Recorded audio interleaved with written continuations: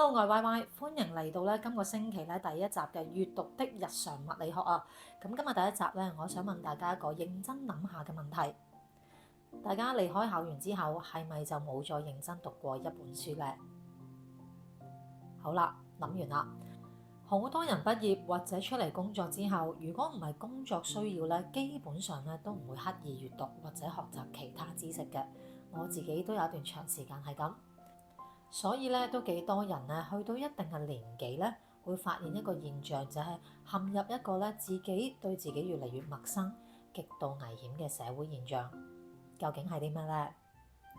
我哋喺學校讀咗10幾年書，學校只係教咗我哋點樣揾食嘅工具啦，點樣去攞張證書，點樣做到一個合資格嘅員工。但學校從來冇教我哋點樣去觀察自己。如果我而家問你啦，你真係認識你自己嗎？好多人可能都會呆一呆，撇除社會地位啦，撇除所有身份，你係咪人哋嘅老婆、媽咪，定係某某公司嘅老闆、員工？冇咗呢啲稱號，你究竟係邊個？好多學校都會教你點樣去考核個證書，但係從來冇教過你如何升級你嘅大腦。結果好多人讀完書畢咗業，就覺得自己畢咗業定咗型，已經揾到方向。但係大家都應該有聽過變化才是永恆，呢個唔係金句嚟㗎，係真係一個宇宙規律或者物理。所以你用咗10幾年前嘅學校學到嘅舊知識去面對今時今日嘅 AI 嘅職場問題、投資同埋人生重大嘅決定，點解會失敗？平平無奇或者一事無成，嗰啲舊知識可唔可以幫到我哋新世代解決好多問題呢？喺物理學同埋心理學上呢個唔係叫做唔成熟，而係盲人騎黑馬。所以唔好再話自己，我能力差啦，年紀大。但係如果你係以上呢一類情況呢，真係要話下自己，唔該 update 下啦。所以唔好再以為高學歷就一定有好下場。我意思只係人生嘅下半場，唔好誤會。既然唔係因為學歷問題，咁究竟係啲乜嘢令到大部分人都困住喺人生嘅天花板上唔到去呢？喺心理學家我哋今日分享下就係一個好著名嘅現象，叫做達克效應。當一個人停止吸收新資訊，舉個例就係停止透過一啲高質素嘅書籍內容、頂級大師嘅大腦嘅碰撞啊，大腦就會自然進入一個好可怕嘅認知層級，叫做不知道自己不知道。呢句不知道自己不知道我成日覺得好似好 funny，好似好簡單，但係一語就道破咗好多人一生睇唔透嘅盲點。你唔信？我哋睇下人生最重要嘅2個課題，我哋拆解下。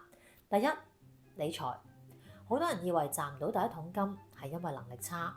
但係佢哋睇唔到嘅盲點係自己一直用窮人思維去對待金錢，有錢就去享樂啦，食餐好，去旅行。而真正累積財富嘅人往往係用富人思維去增值自己、投資。呢度唔係教大家投資啊。第二就係影響我哋人生都好多嘅關係。好多人覺得自己條件唔好，冇運，所以遇唔到一個合適嘅人，於是委屈自己去迎合他人。半推半就，但係關係幸福嘅人往往佢哋係懂得愛自己、欣賞自己，先有餘力去照顧人哋嘅。好多時候我哋以為看透世事，以為憑自己經驗一定搞得掂，但其實往往只係用我哋有限嘅知識去為無限複雜嘅人生問題做決定。就好似一個被困喺井底嘅人，睇住頭頂上一片天空，就堅信嗰啲就係成個宇宙，只係我哋大腦嘅後台嘅接收器被鎖死咗，你根本睇唔到外邊其實有條生路。講到呢度啦，我哋快啲進入今集嘅第3部分，點樣可以開啟翻我哋呢個鎖死咗嘅接收器呢？今個星期我設計咗個內容1連7日都係叫大家讀一本書，記得留意每一集嘅分享。點解讀一本書或者跟一個系統可以幫到你？逆天改命真係咁簡單？呢個唔係玄學，係神經科學上有一個叫做神經可塑性。科學話俾我哋聽，大腦一生都喺度改變緊。如果大家有睇開書都知道啦，閱讀一本書可能已經係作者10年以上或者用咗成生人去撞板碰釘失敗，甚至乎精心鑽研嘅內容。但係我哋只需要短短幾個鐘，通過文字就已經直接喺你大腦皮質寫入全身嘅神經網絡啊！係咪好似好犀利呢？呢個喺科學上咧，我哋叫做認知重構。再深入啲咧，就係喺我設計身份意識重塑系統入邊，我哋第一步做嘅就係身份覺察流程。區掃描啊，就係透過系統遊戲單元嘅工具，幫你大腦後台咧嗰啲你唔知道自己唔知嘅致命筆。第二咧就係 update 代碼啦，幫你將停留喺學校時代嘅舊技能，即係你底層嘅意識咧重塑。第三咧就係寫入新路徑，利用高頻閱讀系統操作，直接喺每一個選擇感受，重新咧大腦後台寫入嘅零電阻代碼。